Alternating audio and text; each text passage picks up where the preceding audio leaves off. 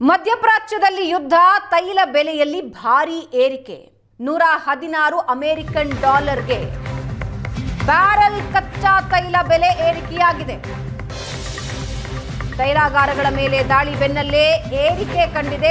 ಕಚ್ಚಾ ತೈಲ ಬೆಲೆ $73 ಇತ್ತು. $73 ಇದ್ದ ಪ್ರತಿ ಬ್ಯಾರಲ್ ಕಚ್ಚಾ ತೈಲದ ಬೆಲೆ ಈಗ $116 ಬಂದು ನಿಂತಿದೆ.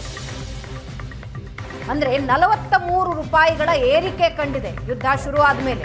ಇದು ಹೀಗೆ ಮುಂದುವರೆದ್ರೆ ಸಲೀಸಾಗಿ $150 ಪ್ರತಿ ಡಾಲರ್ಗೆ ಏರಿಕೆಯಾಗುತ್ತೆ.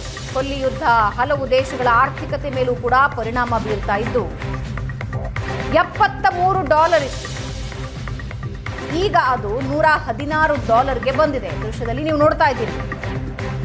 ಬ್ಯಾರಲ್ ಕಚ್ಚಾ ತೈಲದ ಬೆಲೆ ಇದ್ದಿದ್ದು ಯುದ್ಧಕ್ಕೆ ಮೊದಲು $73 ಇತ್ತು. ಈಗ ಅದು $116.50 ಬಂದು ನಿಂತಿದೆ. ಇನ್ನು ಮುಂದುವರಿತಾ ಇದ್ರೆ $150 ಪ್ರತಿ ಬ್ಯಾರಲ್ ಕಚ್ಚಾ ತೈಲ ಆದ್ರೂ ಆಶ್ಚರ್ಯ ಪಡಬೇಕಾಗಿಲ್ಲ.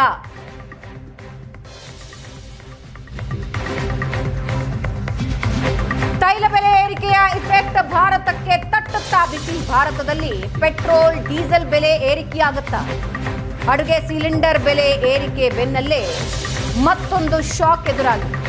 ಭಾರತದಲ್ಲಿ ಡೀಸೆಲ್, ಪೆಟ್ರೋಲ್ ಬೆಲೆ ಏರಿಕೆಯಾಗುವ ಸಾಧ್ಯತೆ. ಸಿಲಿಂಡರ್ ಬೆಲೆ $60 ಏರಿಕೆ ಮಾಡಿತ್ತು ಸರ್ಕಾರ.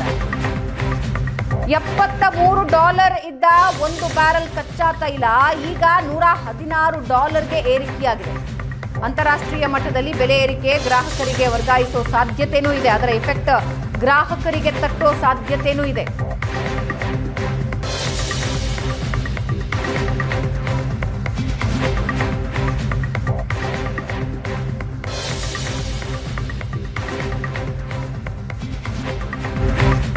ಇನ್ನು ಮಧ್ಯಪ್ರಾಚ್ಯ ಯುದ್ಧದ ಇಫೆಕ್ಟ್ನಿಂದಾಗಿ ಷೇರುಪೇಟೆ ಮಹಾಪತನ ಆಗಿದೆ. ಕಚ್ಚಾ ತೈಲ ಬೆಲೆಯಲ್ಲಿ ಏರಿಕೆಯಾಗಿದೆ.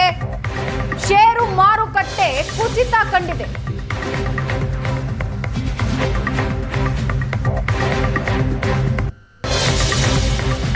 $700 ಅಂಶಗಳಷ್ಟು ಕುಸಿತ ಕಂಡಿದೆ. ನಿಫ್ಟಿ ಷೇರು ಸೂಚ್ಯಂಕ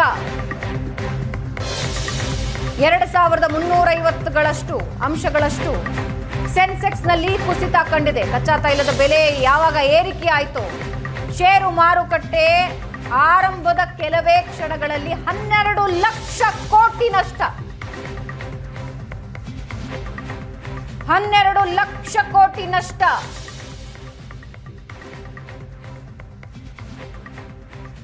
ಮಧ್ಯಪ್ರಾಚ್ಯದ ಯುದ್ಧ,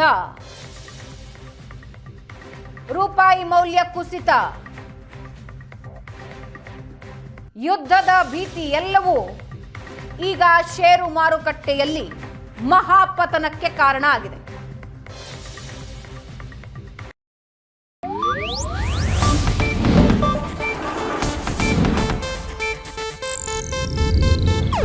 ಇದು ಏಷ್ಯಾನೆಟ್ ನ್ಯೂಸ್ ನೆಟ್ವರ್ಕ್ ಪ್ರಸ್ತುತಿ.